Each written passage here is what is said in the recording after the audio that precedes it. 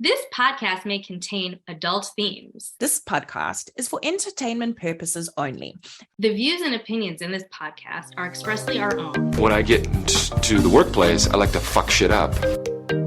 Honestly, every time I try to do something fun or exciting, you make it not that way. Hey, are you tired of toxic workplaces and the negativity that comes with them? We hear you, and we're here to shake things up. Welcome to Let's Break Up Toxic Workplace Stories, the podcast that's all about breaking up with workplace toxicity. I'm Nicola, and I'm here with my co-host Gina. Together, we're going to explore real-life experiences of workplace toxicity and offer a sense of encouragement and unity. That's right. We're tackling the tough topic of negativity in the workplace. So join us each week as we explore the various forms of toxicity in the workplace. We'll be interviewing guests to share their experiences and offer practical solutions for dealing with workplace toxicity. Let's Break Up is quickly becoming the go-to source for anyone looking to share and then ditch the drama and help you break up with those toxic workplaces. Thanks for tuning in, and don't forget to like, subscribe, and tell all your friends. In this week's episode. Okay, so... Oh, Nancy is already here. Okay, hold on. Before we get started, this is going to be the most fascinating interview I think we're doing. And fascinating, I think, for us, not for anyone else. No, it's going to be totally fascinating for everyone, including our listeners. Our avid listeners. I just think that it's going to be interesting. I think this might be my favorite episode that we've got coming up. Because at the bottom... I think I'm most excited about the topic. And, okay. You know, from her vetting, she seemed like really on point, and she wanted to do her research. So I'm very excited. I'll let her in now. Are you ready? Morning. Hello. It's actually good afternoon, whichever, right? That's true. I keep forgetting. And now that it's daylight savings as well, now we've gone even further apart in time difference. Right. And I've been mesmerized because I've got all the news helicopters flying around outside my window because of Trump, the Trump indictment. Where do you live? Are you in CD? Financial District? I'm in Midtown, and I guess he'll be coming from from Trump Tower down. Got it. So I've been because all of a sudden I was like, what is going on? And then I was like, oh right, that's today. So they're buzzing all over the place. Right. So they probably want to see him leaving his place of residence, and then because it'll be live the whole time. From nothing to, hey, live, we're reporting about nothing. We don't know anything yet. I know. I mean, I don't think we'll post any of this, but what we can ask you about. We can ask you about a ton of other cool stuff. Yeah. So and it sounds like you did you were so awesome that you waited and did some research and deep diving, and that's amazing. And I can't wait to hear this. I think I watched the two episodes you wanted me to. Then I've watched some others. I took some notes based on the structure of the podcast. I want to do a good job for you. Oh, thanks. I'm so excited. Well, would you like to introduce yourself? Yes, let's introduce you first. Okay, so you want me to introduce myself? Yeah, just give us a general idea of who you are. I could do a chat GPT. Oh my God. I could. I feel like it's hit and miss at the moment. It is. I asked it to write my bio, and it didn't do a great job, but some of that is because it's only current through September 2021. I don't know if you knew that, because it's not real-time information. So it's not like it'll go out to my website and pull information off of it. Right. Oh, okay. Well then, so you got it to write your bio. Yeah. However, it was not accurate. So why don't you just tell us some stuff up? who you are, what you're doing, why you want us to be on the podcast. Tell us as much as you want or as little as you want. All right. So I'm Nance Schick. I am an employment attorney and mediator. I'm based in New York City. I work with primarily employers on resolving workplace disputes before they get to court. So it's also sometimes where the employees will come to me and say, I'd like to approach my employer about certain things, but I don't know how. And then other times it's the supervisors or the business owners that come to me. So I you know, as a mediator, I'm a neutral. So I work on kind of both sides. And look, I see it from the human perspective. And that's why I take the holistic approach is I know that, look, work is stressful for most of us. Very few of us have jobs that aren't stressful at times, right? And what we know from psychology is when our emotions get high, you know, our ability to access our intelligence and the tools that we might use to resolve conflict, we kind of disconnect from them. So my job is to bring people down to a level where they can take action again. So that's pretty much what I do as mediator and attorney. And, you know, obviously with the view of the legal aspects of whichever action you take based on the role that you're in. Okay. So do you want to give us maybe a concrete example, one from the employee side, one from the employer side of something that you've worked on, and then we can get into our specifics? Because I know in our vetting, we were kind of sharing some ideas that possibly this company didn't do things quite legally, especially in Nicola's case. So let's start with a couple examples not involving us so that our listeners kind of understand in a real tangible way, an anecdotal way. Yeah, so I think, you know, I can use some very current ones that come up from the employee side where, you know, COVID brought some various issues coming forward. For example, something that I saw a lot of was the accommodations, religious accommodations for the vaccine when we had mandatory vaccines in the United States, and the employers having to balance that because there was definitely an opportunity for people to raise either a religious exception or a medical exception to the vaccine, and employers weren't always prepared for that. So I think that's where I see consistently from the employee standpoint is a lot of times the employers that they're working with have these kind of blanket policies and they don't understand how to navigate the exceptions that are going to occur. And that's one of the things as a lawyer I'm constantly working with employers on is there's pretty much always an exception to every law. Of course. Right? Of course. Like that's why there should be like contingency plans, right? Like, okay, Exactly. if you don't want to get the vaccine, then are you okay to get tested every 2 weeks or whatever? Something like that, like something where you meet in the middle.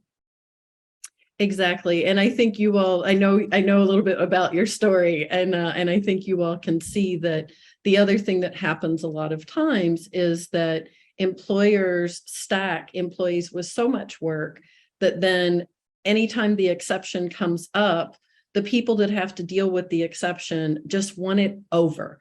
And so they'll make a kind of knee-jerk decision, right? The snap judgment that often will land them in hot water, that because it's unfair, right? It's like it gets something out of their office and off of their plate, but it creates a whole host of problems for everybody else and can cause people to leave.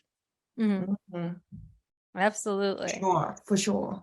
I think, you know, especially around mediation, I think the work that you do there is critical, right? Because it's so difficult to maintain and, you know, or find someone that can maintain that really good balance of here are the employer's needs and these are the employees' needs, and here's where I'm standing on this middle ground to not kind of put fuel on the fire for either side. How do you feel some of your training has kind of put you into that position to be able to best decipher or navigate that kind of balance between the two? So one of the things that I have to work on constantly, right, and I know this because of the training and having the awareness of it, is just recognizing that I'm constantly doing this too, right? My brain wants to judge because that's how the human brain works, right? And I have to go, okay, I get that you're wanting to make this decision, but shh.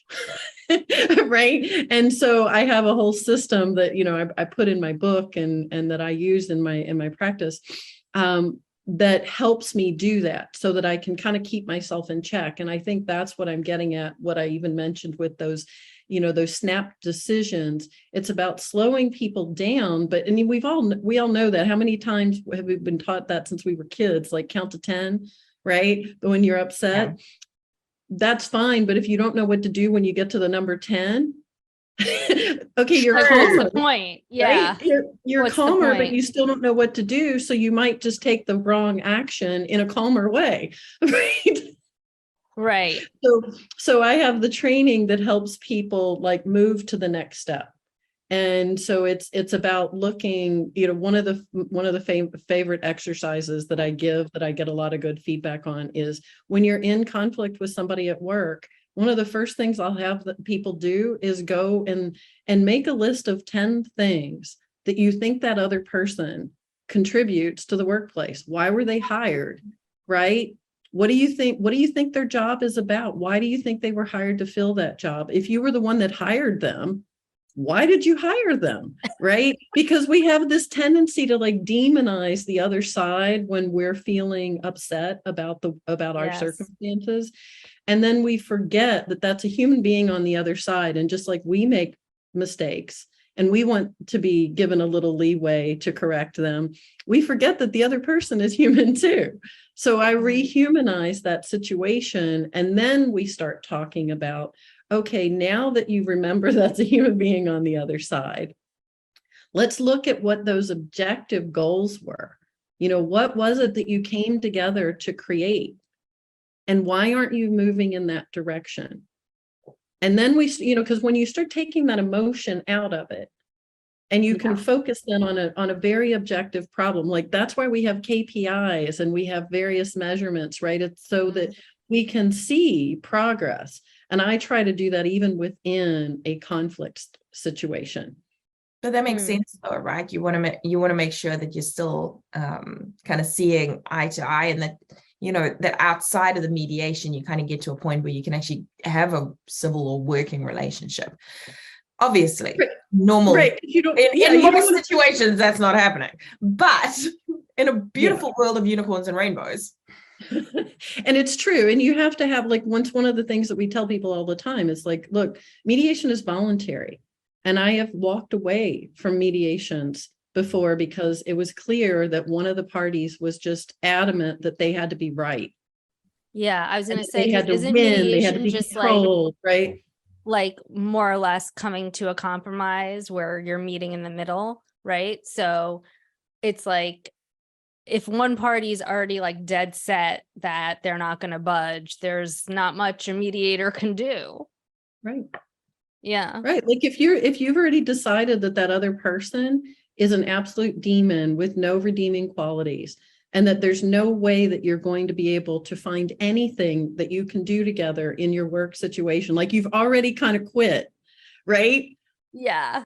Why are we talking about it, right? I have people not in my work, really, not really with work, but I have people in my personal life from the past that I'm like, there's no redeeming quality. They are a waste of flesh. So I get it. Yeah. And look, there are also like people in my life, and I think we might have even talked about this in our first chat, is look, I have people in my life who I still love, but I say I love them from afar. Yeah. Right. Because I can't have them in my orbit. We don't work well together. And that's okay. I don't need them to die.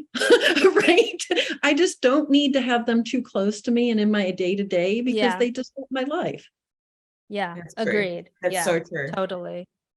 Okay, so now that we have a better understanding, do you actually ever go to litigation? Is my question. I do still a little bit. It's not my preferred method of conflict resolution, but I do still litigate. I've been litigating since the beginning, and you may or may not remember this, that I've been a plaintiff in an employment situation. So I have experienced employment law as an HR supervisor, as an attorney, as a plaintiff, as defense counsel, as a mediator. The only thing I really haven't done is been a judge, but I do serve as an arbitrator for FINRA, the Financial Industry Regulatory Authority. And so I do occasionally kind of serve in sort of a judge role on a panel. Okay. That's so Wait, what were you? I know. Why were you a plaintiff? Do you want to share a little bit about that? Because that's very interesting workplace to me. Oh, okay. Let's hear it. So, and because I thought you were going to ask about toxic workplace story, and I was like, I got one. And I think the worst one is probably the one that I sued, although it's not the only one that I've ever been in, right? Of course. Yeah. It seems as though, like, as we're going through this podcast in general, everybody, well, obviously everyone we've spoken to, but it seems like Nicola. Everybody, once you get chatting to them about their workplaces, everybody seems to have a bloody toxic workplace story. Like Joe Blog on the street has got a bloody toxic workplace story. What is happening in society? Well, so I actually had therapy this morning, which is why I'm so regulated right now.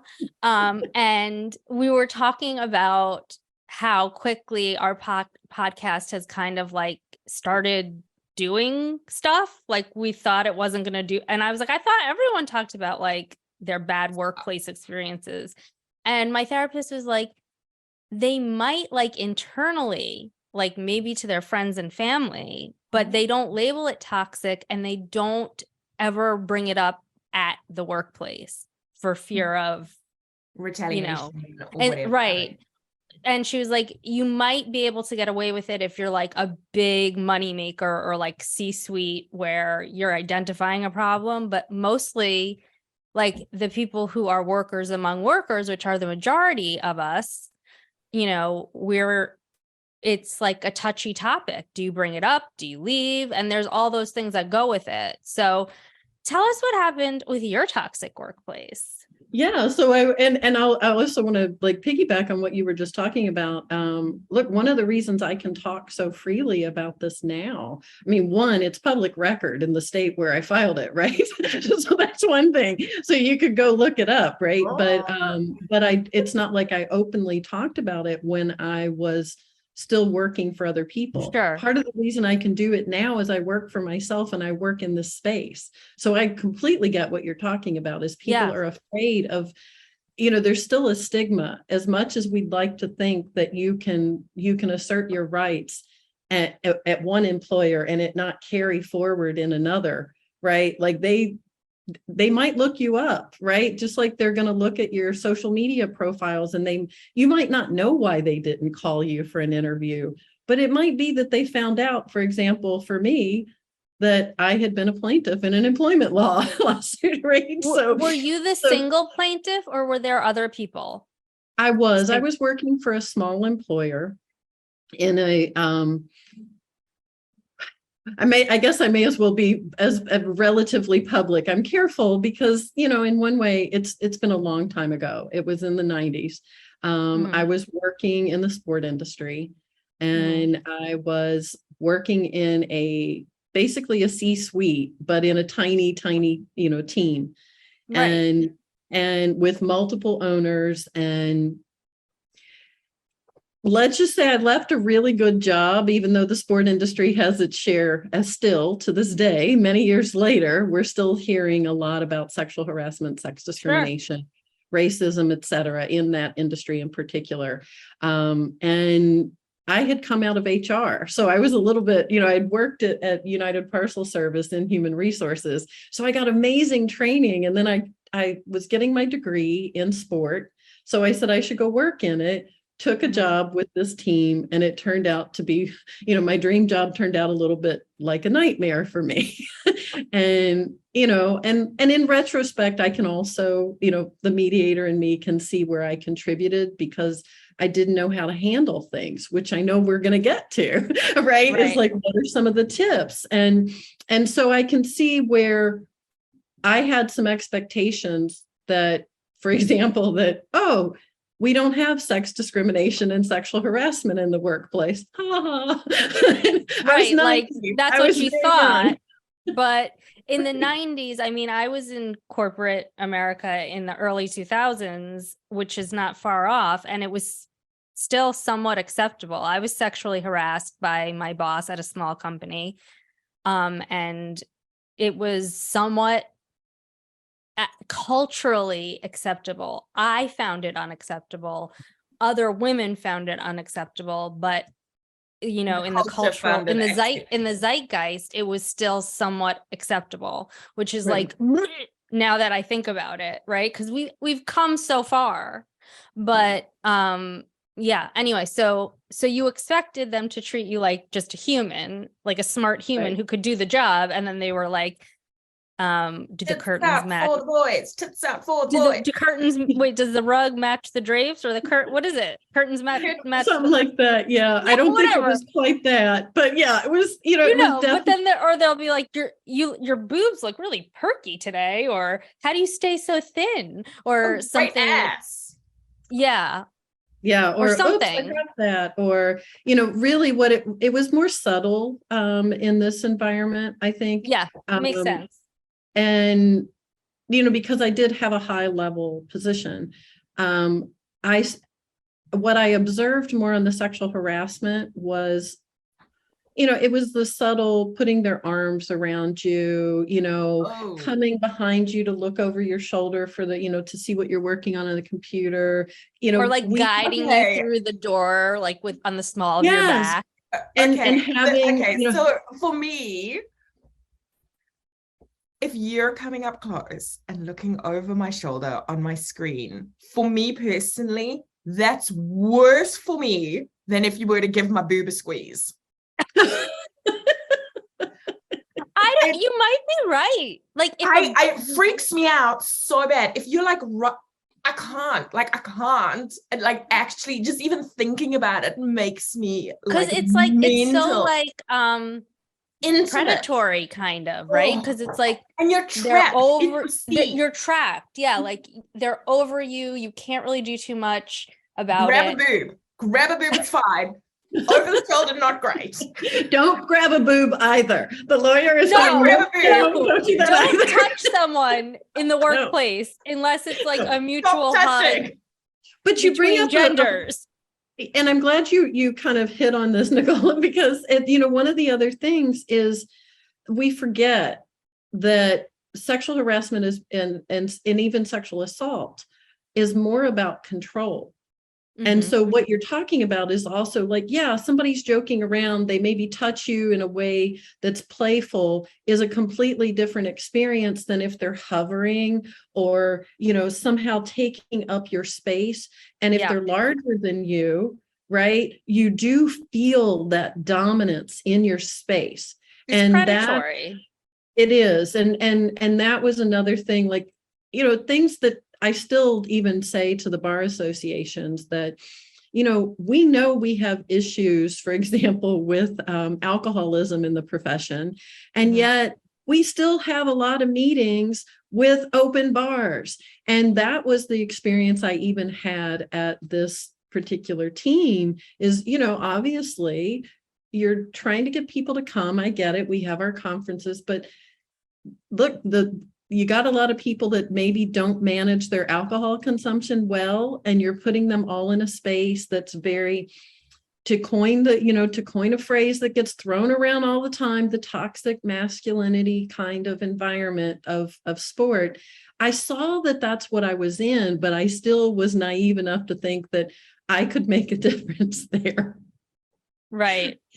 So did you leave and then sue them, or was there one incident that happened that you were like, that's fucking it, and I'm suing now? Yeah, so I actually have a video out and where I tell a little bit about the story, but but it's okay, it's good. But I talk about how I didn't want to sue. What happened was I was let go, right?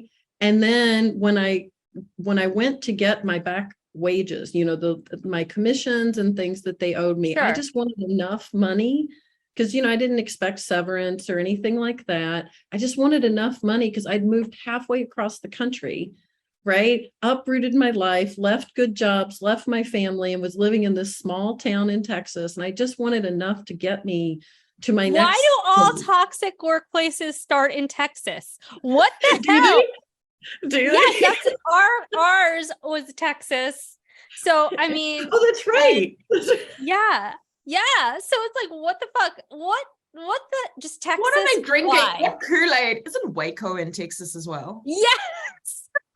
What's in the drinking the tap water, Texas? And it's really interesting that you said Waco because I was just a little bit south of Waco. Oh, that's so funny. But it was right. So I just wanted a little bit. I called the wage and hour division because I just wanted to collect what I was owed. I was like, that would get me a little runway. I'm a hustler. I'll go get me my next thing. Wasn't that worried about it. I got on the phone with the government, and this is what I tell clients all the time. This is what's going to happen. Your employee's going to call for assistance from the government, and the government's going to listen, and they're going to ask them questions, and they're going to find out if you did anything other than what they called for, right? They're going to find out, and they're going to do what they did with me, and they encouraged me to file a claim. Well, it was wage and hour, so it wasn't unemployment. Okay. Although later that was another thing that caused the lawsuit, was then they blocked my unemployment, right? So they were. Why? It's like not only were they like withholding some of my earnings, then just out of the vindictiveness of it all, blocked my unemployment. It was awful. I lost one of my closest friends that I had worked with there because he had to testify against me and I had to testify against him. And I ended up talking about things that I probably would never have talked about. But once I got an attorney, right, the attorney starts fleshing out the case because that's what we're trained to do. And you assert every possible claim that you think you can prove. It wasn't, and I was young, so I completely deferred to my attorney. In retrospect, I might have done things a little bit differently had I, been who I am today. Yeah. And maybe I would have preserved some relationships that I've repaired at this point, right? We're cool. Not as close as we were when we were living in the same town, but right, you kind of see, right? Why would you want to live in Texas at this point anyway, Nancy? It's true. I'm in New York City. Why right? Like, why would you want to live anywhere else, you crazy person? Maybe Paris or London or Berlin. Yeah, well, besides but I ended up winning a default judgment that I was never able to collect a penny on. I hate that shit. What? Yeah, they fled the country. Oh my God. They fled the country. Yeah. What? This has everything. This has sexual harassment, friendships being shattered, law cases, like court cases. It's got everything. How much were you supposed to get? Which we know you got zero, but how much were you supposed to get? $90,000. Not bad in like the 90s. That's probably that was good. That was really good money. That would have paid for my law license, or my law. Yeah, it would have paid for everything. And like I said, I got a really good education of being like, I didn't expect that. I knew I wanted to go to law school, which is one of the reasons I took the job in Texas, because I'd been working for an organization that had two teams. And I was working baseball and hockey, and they would overlap. So I was working year round and never had an off season. So this was a chance to work in hockey and then maybe go to law school in the summers. I didn't know I would be going to law school, learning about civil procedure, both in the classroom and in the courtroom simultaneously. That's one way to learn. That's one way to get right into your education. Exactly. Yeah. And that's how I ended up, going into mediation, is because I saw all the possibilities of the process being friendlier and building, keeping those relationships together. Yeah. Had they just talked to me about what I was really looking for, I wouldn't have been looking for $90,000. You were just like, give me my unemployment, let me get unemployment. Yeah, like it's not that big of a deal. Like anytime you have a salaried employee, you're already paying into unemployment insurance. So it has nothing to do with them. Like maybe the unemployment insurance will go up by like 10 cents the next year, but it's like, it's not even a significant amount to deny someone unemployment because they're already paying into it. So it's so like ludicrous that they would have done that. So 2 follow-up questions. Is the people who fled the country, do you know where they are right now? I haven't bothered to look, to be honest. That's so far in my past. Yeah. No, I'm assuming they're still, out of the country running their next business, or probably even invested in some other teams. Probably. And some other businesses and doing lots of different things, right? Then my final follow-up question is, what did you get let go for? And did you agree with the reason? That's a tough one. Yeah, because if you were to ask me this back during the beginning, I might have said they set me up, and I still kind of feel like they did set me up. The team that I worked for was still partially owned by the league. It was a brand new league, and we had like 13 owners.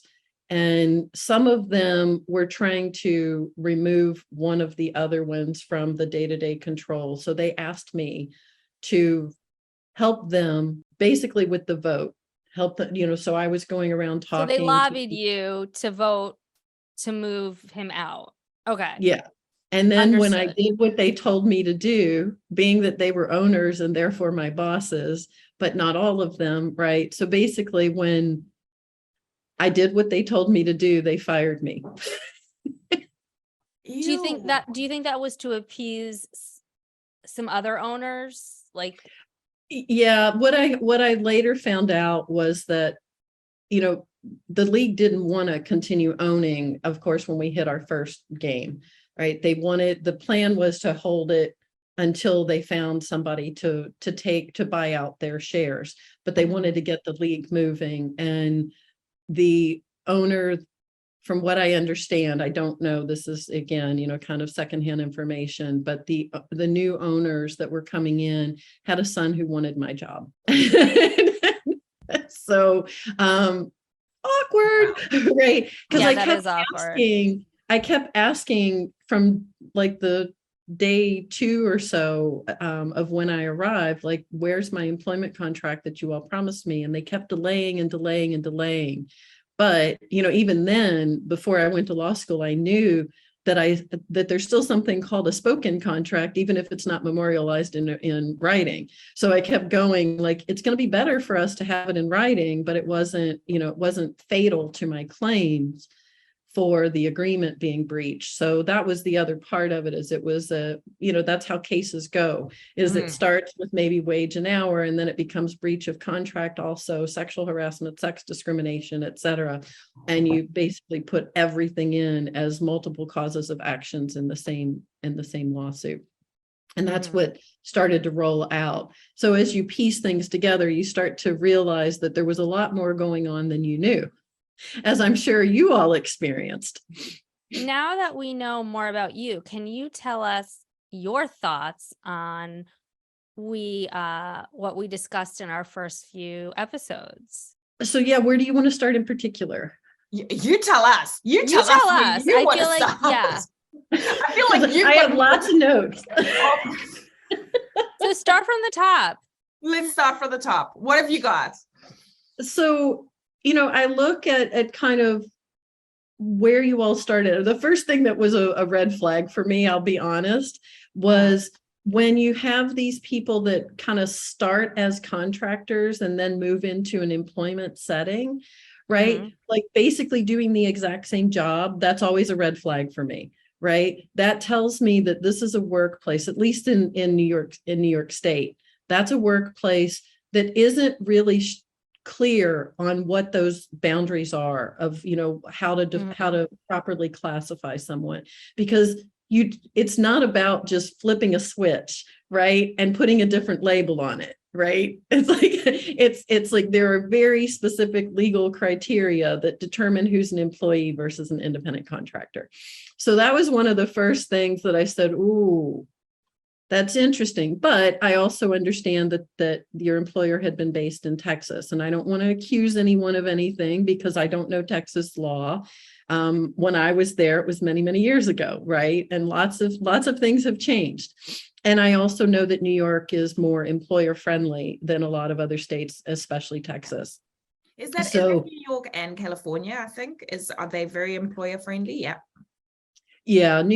So usually my colleagues in New York, New Jersey, California, Illinois, somewhat because of Chicago, a lot of places that have highly concentrated metropolitan areas tend to lean a little bit more in those directions. Now, I can't, say that's going to be certain, but I think you even see that globally, that right, like you see London, you see Berlin, you see Paris, which are even more, even more employee friendly. New Zealand, very employee friendly. Yeah, New Zealand is employee friendly.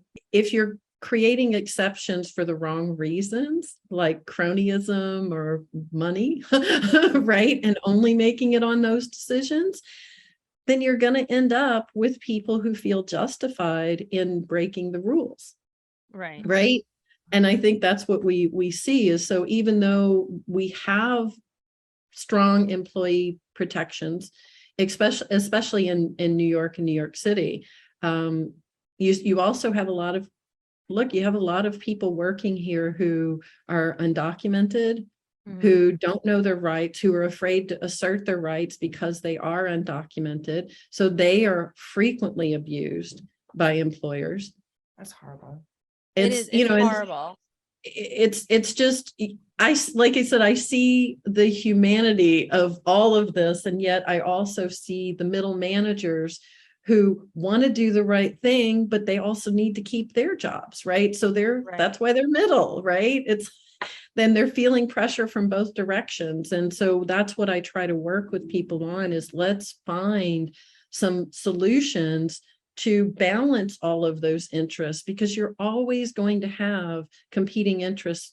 No system is going to be able to run itself, right? You got to have human beings to run it, and human beings, we're a little messed up. You don't say. Okay. So what was your second red flag when you were listening? So it was the fact that Nicola was technically a contractor, but was part-time, but was working full-time and really a full-time employee. So, and I have to, throw in my disclaimer again that, although I'm acknowledging some of the things that I would personally explore more deeply, I can't say how it would have played out. Because the other thing that comes in is, one, the employer was based in Texas, you were based in New Zealand, right? So most of the time, the laws that are going to apply, and I don't think employers always know this, are the laws of the location of the employee. Which actually means, because I know our employment law, because that's what I'm studying right now. Exactly. Right. And I'll tell you what, ours are very employee friendly. And if you are being paid a consistent salary, essentially the employer should be paying your tax, your insurance, your 401, your equivalent of 401k. Like there's a ton of stuff that they should be doing. But your statute of kind of space to get in a claim is only 90 days. Wow. So we're far beyond that at this point. Yeah.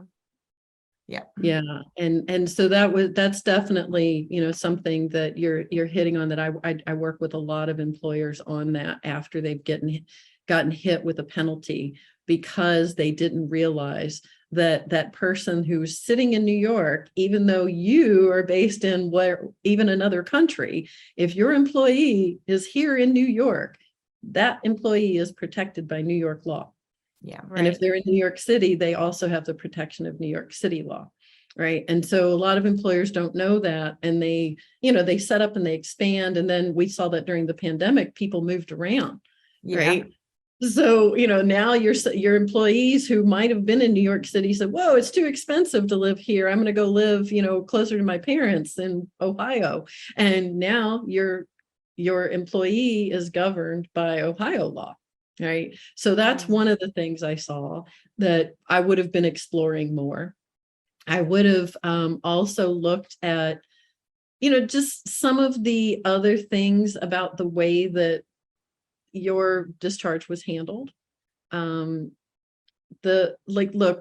when there's not a clear process that's, again, kind of compassionate, I usually know that that's an employer who either is very inexperienced with letting people go and therefore, likely to step in it, right? And it's, in one way I want to say that's normal, right? Nobody's good at something when they've never done it before. Yeah, sure. But you have to be aware of that, right? Like if you're a new business, one of the things you need to start thinking about is where your weaknesses are. And don't assume that just because you hire someone, we're not robots. And even if, I know you've been playing with ChatGPT, so that even the robot, you have to give it very specific instructions to get the output that you want. So it's amazing to me that we forget that with human beings, right? And so I see that as like this kind of dehumanization of employees that occurs in a lot of workplaces, as though you are already robots. Like, I'm going to hire somebody, I'm just going to throw all this stuff at them and now I'm relieved. It doesn't work that way.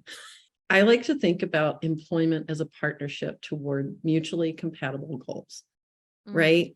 And yet we still function a lot in the world, a lot of workplaces, as this like, please, give me a job, right? It's like we're little Oliver Twist going, please, and yet, like, that's not the way most employment works, right? Like Jeff Bezos would not be so wealthy without the employees who do the day-to-day work. But for some reason, we set up our society like, oh, he did it all on his own. There is no freaking person on this earth who is self-made.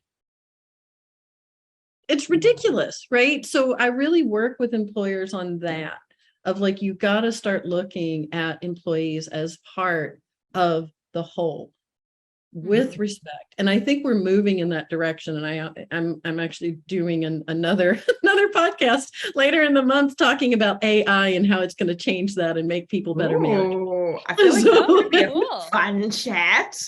Yeah, it's going to be fun. It's going to be a fun chat, PCGBG. You're right, Nicola? You good? What is it? Chat BXYZ. What is it? GPT. Chat CBG. Okay, Same wait. thing. So what was your next red flag with both Nicola and my departure story? And the other thing was this shocking, right? There was an employee theft. Yeah. Right? There was an employee theft that was kind of glossed over. And, that's another thing. Like, look, I get it, right? I, as a business owner myself, I had an employee that stole from me, right? Didn't necessarily know how to handle it. Because when you're in a small environment, you do sort of see the humanity, right?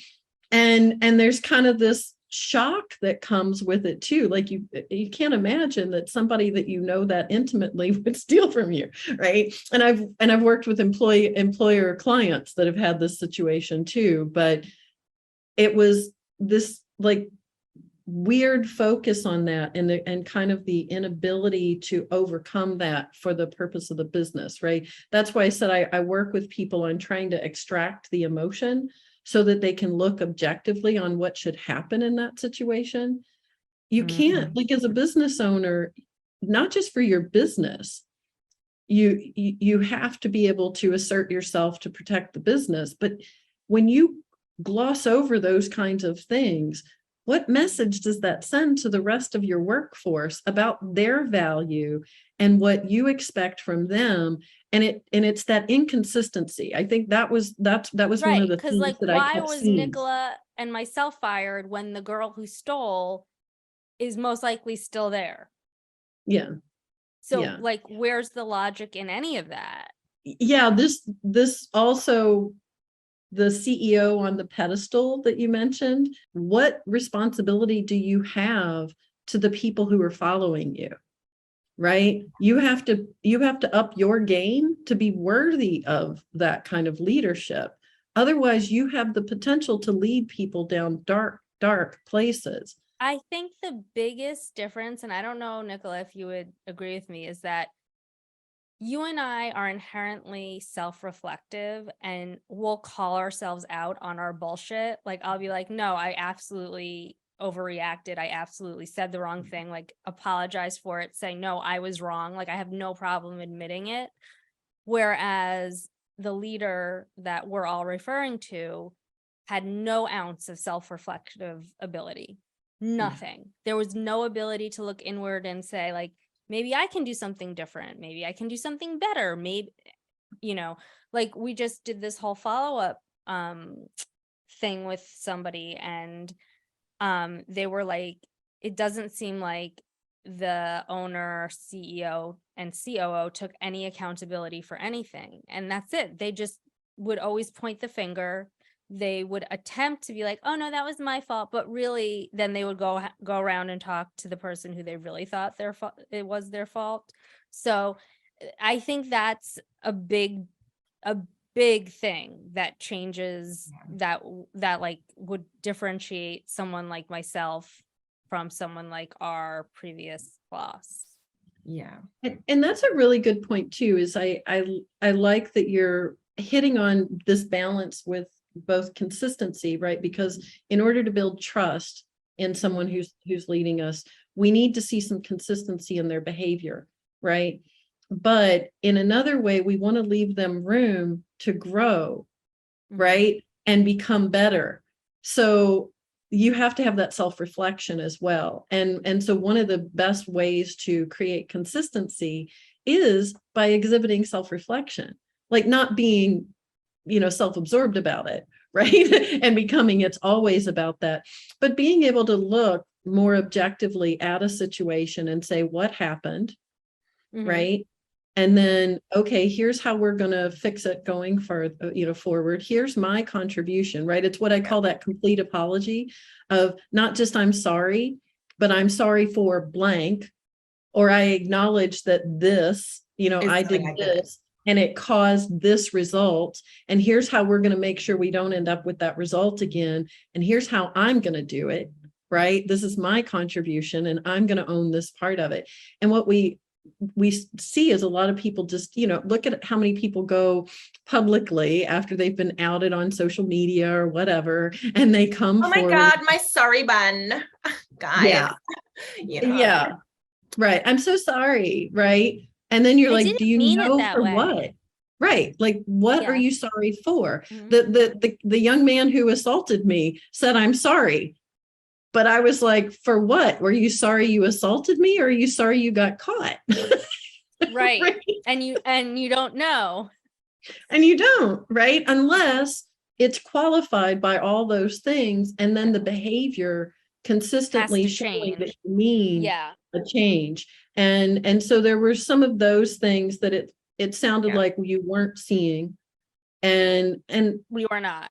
That is correct. And it is that kind of, it's a classic thing that I see in businesses that kind of explode, where they have to put a bunch of people on quickly to handle the growth of the business and the opportunities, and they don't have the infrastructure, right? No.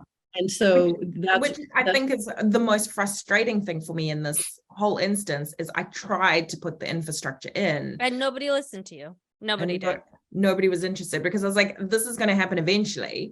Didn't think it would happen to me, but I thought it would happen eventually, and put the infrastructure in to protect everybody that's involved. Usually a little bit of a red flag. It's awful to say this, but it's usually a client that I may end up having, right? Because they're going to end up having some sort of issues, and they may have to come to someone like me. Unwillingness to evolve, to hear, to grow, to come together. Like when you hear things like, I know I made I don't remember who said, I'm not here to pet your mental health. That kind of thing of like, not necessarily, and can't shine brighter than the CEO, right? Like kind of this, only certain people matter. That's usually a red flag for me, right? Is that tells me that probably the employees are not being treated really well and are not being valued for their contribution to the whole. And that is just it's a recipe for problems. It's a recipe for complaints. It suggests to me that, a lot of the complaints that we know are underreported are probably going on in those workplaces, right? I don't think people were willing to say anything because we just found out that this former employer found out about our podcast and then sent an email to certain individuals saying that we're just disgruntled employees. There needs to be balance, right? Like you are a human being. Even like we don't even drive our cars all the time, right? We let it rest. We take it in for maintenance. So it's like, why are we treating human beings less favorably than we treat our machines? Right. And so when I heard that, I was like, that is a culture that doesn't produce the best results. And this is also from a standpoint of, we know best practices with employee relations. We know that there is no such thing as multitasking. Your brain is flipping back and forth constantly at high speed. And you're not effective when you're doing that. So if your Slack is going off nonstop while you're trying to work, whatever you're working on, even if you don't pick up that, it's still distracting you, right? Your brain is like, whoops, disconnect, boop. And it takes you, right? So you're not getting the best work from your employees. I can see it in myself, right? If I'm not getting enough sleep, I used to think it was a badge of honor, right? That I worked so many hours. Yay, look at me, I'm so tough. And then I realized after I got assaulted and I had to sleep more, right? Because I was recovering, I realized I got about the same amount of work done because I was rested and because I was taking care of myself, right? Yeah. And so I think that's another thing that, I hear differently now. Is if you're not giving your employees time to balance their lives, you're not getting the best from them. No. So a couple of follow-up questions from me, and then Nicola, you can have your follow-up questions. You mentioned a couple times getting assaulted. Did that happen at a workplace? It did not, but it's a big part of my story because it changed the way that I and it changed my focus. It changed it changed a lot of what I wanted to do. I was still litigating a lot more at that point. And I realized that this was really what I wanted to be doing, was getting in the middle and helping people resolve the conflicts before they get into court. Because I also believe, and I saw it after the assault, is that once it gets into court, like you lose a certain degree of control. And basically when you go to court, what you're saying is, I don't know how to handle this. I don't know how to resolve it. We need a third party to tell me what I deserve. Right. Tell me who's right and wrong. It's a very, binary situation. Usually it's a zero-sum game. One party wins, one party loses, right? And it ends up, most people walk away even when they win. Like, I want a judgment, but it didn't, one, I didn't collect anything, and two, it didn't solve any of the other things. That you can't collect on the judgment? Yeah, and I can give the general answer on this is you would. It depends. Yeah, it depends. Very good.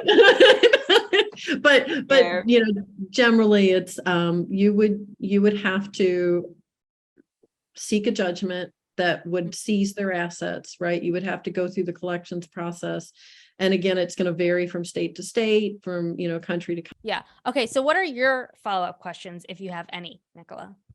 I think for me, I'm for sure curious to know what your like general or overall impression is of the workplace that we were at. Because we've kind of gone into a couple of the specifics, but I'm curious to know what your overall impression is. And would you say that if you were employed there, what would you do to either get out safely or, look into kind of solution finding if you are still there? Yeah, I think the first thing that, it goes back to my own experience as well. I was in a very small business, relatively new, right? I think I would have managed my expectations differently. So I'm going to start with from the beginning, when you're applying for a job, don't ever forget that you're interviewing them for, as well. That's one of the big things is, again, we've been, at least I know in my generation in this country, the way I was raised, it was more of almost like a beauty contest, right? Please award me something. Yay. Yeah. Right. Award me with this job, please, right? And I didn't always think of it as I have just as much that I'm bringing, right? It was more of this, I'm trying to get approval is the way that I approached the job search. So the first thing starts there is really getting clear on what you have to offer and being strong on that, especially today. You can work remotely, and most people, I mean, it depends obviously what your skills are, but a lot of people can work remotely or independently and control more of their work situation. So starting there and then making sure that with that confidence, you're going in and being the interviewer as well as the interviewee, right? Because I suspect for myself and maybe for you all as well, had I asked some different questions and had a different mindset about how I was going into that interview, I probably would have seen the holes earlier, right? I would have seen the holes in the boat really early. Whereas Gina got the holes in the boat. She got tons of people told you who you were, what was happening. Everyone in their own way was telling me this company's fucked up without saying this company's fucked up. I think, Nicola, you got the closest, but I was like, oh, it's so cute. Nobody actually has real experience. I didn't know yet. I was being set up as coming in with having the most experience and whatever. So it was, not only was I lied to, but within the first 2 weeks, I realized that the COO and the CEO didn't really know what the fuck the product development department was doing. They were so disconnected. Either that or they were so busy micromanaging, they were losing the bird's eye view, which you have to have if you want your company to grow and move forward and have sustainability. So she might know about okay, we're going to be a few days late for this project, but she's not looking further ahead that we have to be working 6 months in advance, not 2, there were so many fundamental issues, and I should have left when I realized that. When it became clear to me that the C-suite didn't even know half the issues that were going on in my department, I should have been I'm out of here. But there's my ego, because I'm well, okay, I can fix it. They're not product development. They're not supply chain experts. That's why they hired me. Stupid me, thinking that they actually valued me and my expertise. Right. That's also that mindset that we've been taught of you're bestowing something on me called a job. And it has this illusion of being valued, right? And then it does. I mean, look, you all have marketing experience. You get it because you've been trained to kind of use some of that same psychology to get people to buy stuff, right? So like I have studied so much around this also to be aware of how sometimes I'm being manipulated by the marketers to buy things I don't need, right? And so I think about that in the job context as well, that things I would have done differently if I were in your shoes, and probably because, again, I see our experiences very similar. Had I recognized that the people in leadership had almost no experience running this type of business, right? Or have any corporate experience period ever, the end. Hard stop. And it, you know, and again, like there's always the possibility that somebody is going to break out and be an amazing. But I can also see from my own experience as a business owner, how much I had to relearn to apply in the context of my own business, right? Because I'd worked at large corporations, I'd worked at a small business that was but the thing great. is had you not had those experiences, there's no way you could even remotely successfully create your own business. You need to have the business in a big corporation, medium-sized and small, to really be able to own your own business and run it somewhat effectively. Right. So because it looks a lot easier than it is. Right. So to your point, had I had realized that this woman went from selling wedding stationery to doing this, and then hired her Bible church group friend to be a COO who was half my age and had literally no work experience, nothing. Had that been made prevalent to me, I would have been like, I don't think I could do this. Like, yeah, and again, there are occasionally breakout stars, but what you see, but no, is those breakout stars are doing something to fill those knowledge gaps, to fill those experience gaps, to hire people who actually know what they're doing.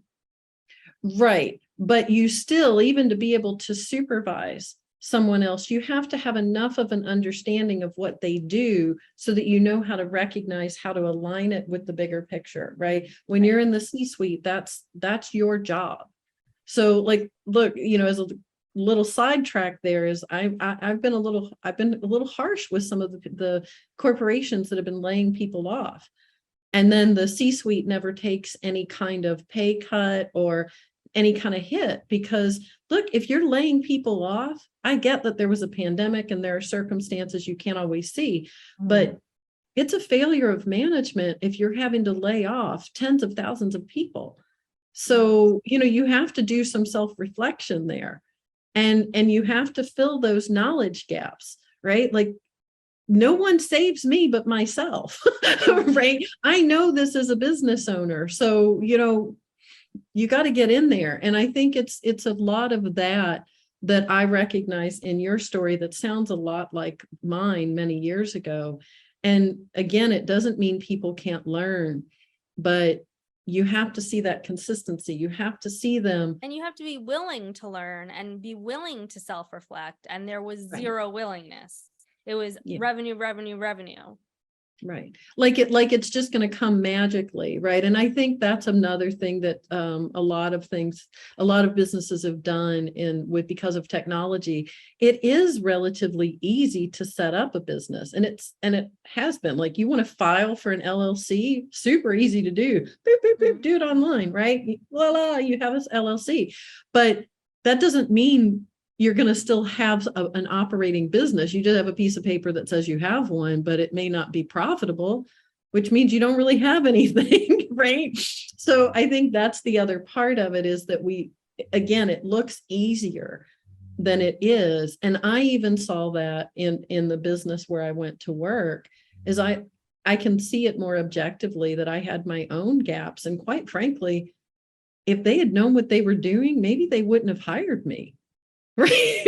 Because I can see that too. Like, I worked really hard to catch up, but there were things that I was also having to fix. We say you're flying the plane while building it, right? Yeah. And I definitely was in that situation because I was having to learn how to apply a lot of my experience to a new context while also fixing a lot of issues that were created by a management team that had just never done anything like this before. And so I see that I can look at it with a little bit of compassion, right? That it was their inexperience, not necessarily that they were intentionally demons, right? Or anything like that, but the inability to recognize your own fallibilities is a recipe for disaster, and you will pull other people down with you. Anyway, Nancy, do you have anything, because we're already over time by 5 minutes and we don't want to keep you, but yeah, because I do have a 4 o'clock, but I would I think I did have my note, so I think, and I want to leave on a kind of an up note. I think the number one thing that it goes back to, what do you do when you're in that, right? When you're in that toxic workplace, and maybe you don't have a lot of options to move, right? Obviously, the first thing is see what you can do to change them, right? Because I like to break it down as yes, we call it a toxic workplace, but it's a toxic workplace that's created by a series of behaviors, right? That are allowed. So, it's being very clear on what the toxic behaviors are that are causing you the most harm, and starting there and speaking up and not taking it, right? And that's including taking a look at how you're responding to them. So it's that self-reflection we go back to, and going deep into what it is that you expect, what's not being met. What do you need to be successful in that job, so that you can create the opportunity to ask for it? Like I mentioned earlier, of getting really clear on, here are the assignments that you've given me, and I want to do a great job for you. Right. But I cannot do that and this, right? So I have to be, and you try that. And it's the same thing I said about interviewing. When you're in trying to engage people in the conversation, if they're not meeting you, you already know where you are, right? These are the things I wish I had known for myself earlier on, is asking those questions. And it's what I see in contract negotiations too, right? If an employer hands me, or a client hands me, or a vendor hands me a standard contract with a bunch of terms we hadn't considered, we hadn't talked about, that's also a red flag for me, because that tells me automatically that this is somebody who lured me in to a conversation where I thought we had an agreement, and now they're adding a bunch of terms, right, that we didn't talk about. So those are the kinds of things that, and then if you're in that situation, sometimes the best thing to do is start setting yourself up to leave. And that's why I said, like, there are a lot of opportunities out there, and it can be difficult to find them at first. Yeah. But imagine spending that energy that you're spending trying to change a place that's not going to change, and taking that energy to move you somewhere where you're going to be happier and more effective, because most people want to do a good job. That's what I always tell employers that, like, very rarely do you have an employee that goes into a job interview, accepts a job, and says, "Oh my God, I can't wait to suck at this job." Right? Like, I'm going to do the worst job ever. Right? Unless you're a blowjob giver. That's the only time I feel like you should really suck at the job. Oh, Nicola. Okay, the sexual harassment trainer is over here going, oh. No, we've already talked about, like, how I get, so Nicola, you will like this. I got more Botox in my upper lip. How do you get more? You're such a numpty. Well, now it's so much that every morning when I'm drinking my coffee out of my coffee cup, it's like dribble. It's like, I'm like, wow, this is bad. And like, it's hard for me to talk really fast, like, because I have to sound my words out, because if you notice, my lip does not really move. So also, please tell us all the places we can find you, and your book, and all of the cool info. You. And you know what? I meant to put a copy of the book like right here so I could go, there it is. But So my book is on Amazon. It's called DIY Conflict Resolution. And it's part book, part workbook. So it's got a lot of exercises in the back to practice so that you start to make this part of your being, right? Because like you said, when you are out of practice, you don't make as good of decisions. And I want you to make good decisions, and I don't want you to work in a toxic workplace, right? So there's that. You can also find me on LinkedIn, Third Ear Conflict Resolution. I have my personal page there too. My website is Third Ear CR for conflictresolution.com, and it's spelled out the word third, the word ear. Yeah, and YouTube. And I do have a YouTube channel. I drop a video. As a matter of fact, that's my 4:00 meeting, is that I drop a video once a week with some employment tips for employers and employees on creating that employment partnership and trying to avoid these toxic workplaces, because I do feel like we're in kind of the new labor movement, and a lot of employers don't even see it coming. And look, if you aren't getting on board with treating people with respect and you don't see the movement coming, fine. Bye. We'll see it. We'll see it when you're trying to get it, when you're now going to be interviewing at a place that we're hiring at. Yeah. So I firmly believe, like in Raina's story, when her old ex, like toxic boss, was then applying for a job at her new company that she was in charge of hiring, like the poetic justice. Like I feel like that's what's gonna happen. That is the poetic justice you needed. That is what you needed. And I feel like that will eventually happen with something. Like somehow it'll all work itself out, because karma is real. It is. And I've ended up in the courtroom with people that I've had difficult relationships with. I've had a former boss that, of course, I ran into. And you know what? One of the things I've learned is that even he, who had been a terrible boss, I won't say where I was working at the time, but he's through. So that's another thing to keep in mind. It's like, even though there's that poetic justice when they're coming to you saying, please, give me a job. It's right. Yeah, like being in that position is, still giving them the opportunity to show that they've grown and changed. But if they haven't, that's on them. It's the same thing with employees that I've let go. I let them self-select termination. I give them every opportunity to stay. Yeah. And succeed, and tell me what they need to do that. And if it doesn't work out, it's okay. It's like breaking up with a lover, right? Like if we're not compatible, that's cool. I don't want you to stay and we make each other miserable, right? Yeah, it has been well, it is. It has been really awesome chatting with you. I feel like I've had a good time. I don't know about anyone else, but I've had a ball. This is great. I was a little nervous because I was like, I'm kind of in a different space. Are they going to eat me alive? Everyone like thinks that we're like battle axes, and then we're just like, wait, my top lip can't move. Haha. You all are so cool, and what you all are doing is great, because I think these are conversations that need to occur.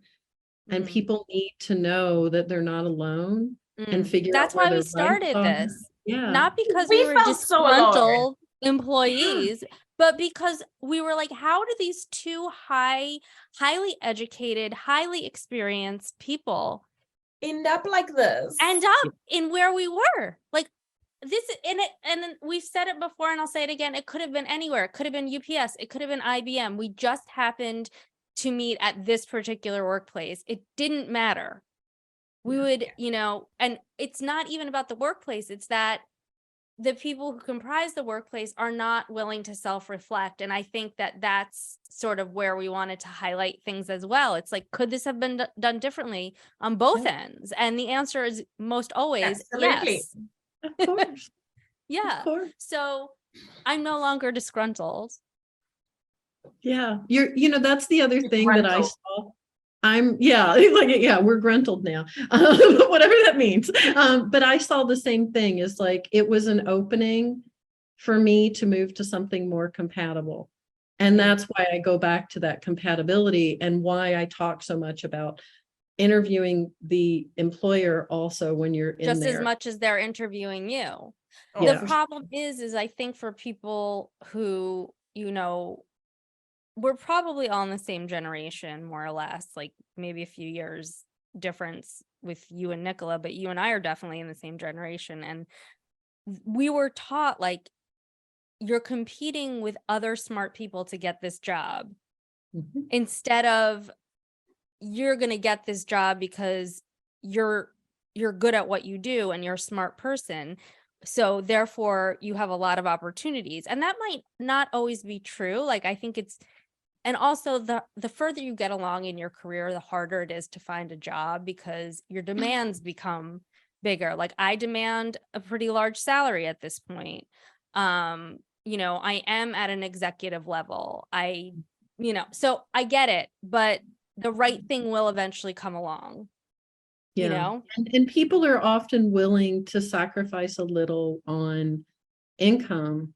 And this is something to talk to employers about too.